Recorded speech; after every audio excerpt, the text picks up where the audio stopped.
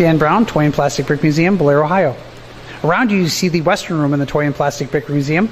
This was built, we built a shanty house, a jail, general store, and a gambling outfit. And we've got some interesting stories for this one. The donkey and the gold cart that you see over there was actually a Legoland display model over in Legoland Europe. Okay. And when we bought it, I made a mistake on the calculations between meters and feet.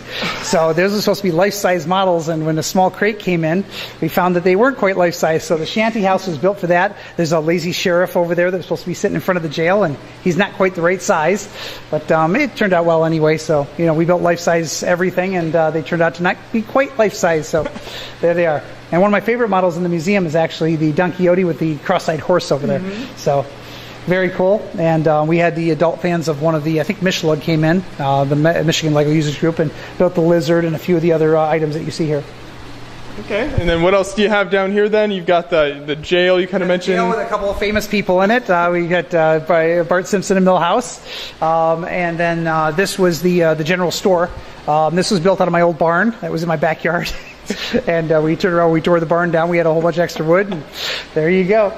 So I have one of the local builders actually turned around and put it together. That was, you can see my old door that was on it. And then the old fence. So my yard looks a lot better now. I got a chain link fence instead of the fence that was falling down. But when we bought my house, it had all this stuff in it. And we turned around and, hey, we had extra wood in the thing, and it was old and sitting outside. It looked great. And we cleaned it up and brought it in here. Make good use of it then. So yeah, we can keep on moving down this direction. The cash register is actually made by Nathan Sawaya. Okay. That one there is, that's one of his models that he turned around and he sold. And then we have the girl, she was actually a Legoland display model. So it worked out very well, and we put the Lego hat on her, and she was good to go. We try and fit different things into different rooms based on different themes. So if we have something that fits, we work with it. If we don't have something that fits, we try and modify it and make it work. Okay. Yeah, so you get, whatever you can work, and like you said, you can bring in stuff from your house here if that works. Whatever works, we use, yes. And store displays, glued models, AFOL built stuff, kids built stuff, we've got everything in here. Mm-hmm. And then down here, here's that sheriff you were mentioning earlier, right? That's a lazy sheriff. Yeah, he came in with the donkey and the other ones. He's supposed to be life-size. He didn't quite make it. So if you got a zoom button on your camera to make him look bigger, that's great. But we built the houses based upon the foot, not the meter, and kind of turned around a little bit wrong. So, but everybody, it makes a good story. Yeah. And then my artist has been in here the last few months painting all the walls and getting the chalkboards and getting them all set up to look nice.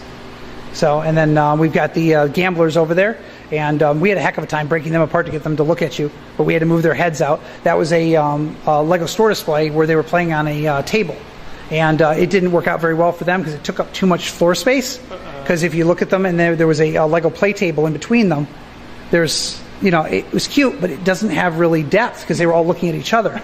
So now we were able to move their heads out, so they're looking at you. So it actually, makes it seem like you're looking in on an actual game versus them just kind of paying attention to the game and you're not knowing what's going on. Mm-hmm. And I noticed there, and then you had this cactus over here. It says Penlug, which is the Pennsylvania Lego Users Group. Did they help with some of that then? Yep. Penlug came in and turned around and built the accessories in the room.